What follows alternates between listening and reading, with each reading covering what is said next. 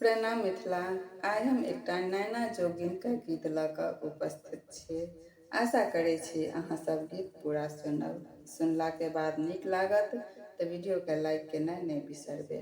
और जे सब हमरा चैनल पर नया छी तिनका सबसँ नम्र निवेदन अछि जे एहना सुंदर सुंदर गीत और पाबनि तिहार से संबंधित जानकारीके लेल हमर चैनलके सब्सक्राइब जरूर कऽ लेब। जे सब कऽ लेने छी तिनका सबके बहुत बहुत धन्यवाद।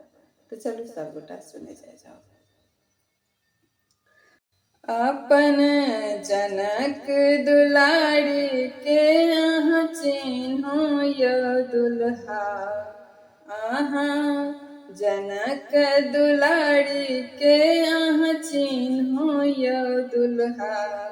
कनि मिथिला व्यवहार अहाँ जानू यो दुल्हा, अहाँ मिथिला व्यवहार कनि जानू यो दुल्हा। बाम छथि कनिया दहिन छथि साड़ी, बाम छथि कनिया दहिन छथि साड़ी। साड़ी में झाँपल दुई गो नारी, बाम छथि कनिया दहिन छथि साड़ी। साड़ी में झाँपल दुई गो नारी, आब कते खोलि खोलि कहब यो दुल्हा, आब कते खोलि खोलि कहब यो दुल्हा। अपन जनक दुलारी के चिन्हू यो दुल्हा, अपन जनक दुलारी के पहचानू यो दुल्हा।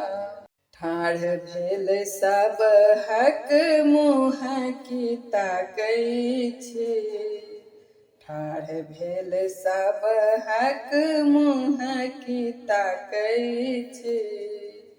आमक पल्लव कियन मारै छी, आमक पल्लव कियन मारै छी। गीत पर ध्यान कनिये दियौ यो दुल्हा, गीत पर ध्यान कनियो दियौ यो दुल्हा। अपन जनक दुलारी के जानू यो दुल्हा, अपन जनक दुलारी के पहचानू यो दुल्हा।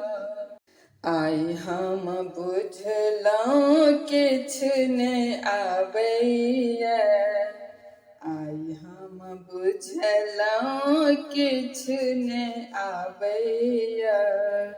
झूठे के बाबूजी पंडित कहबैया, झूठे के बाबूजी पंडित कहबैया। मोन में तो कनियो विचारू यो दुल्हा,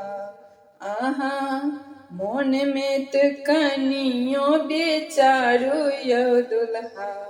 अपन जनक दुलारी के जानू यो दुल्हा, अपन जनक दुलारी के चिन्हू यो दुल्हा, अपन जनक दुलारी के पहचानू यो दुल्हा।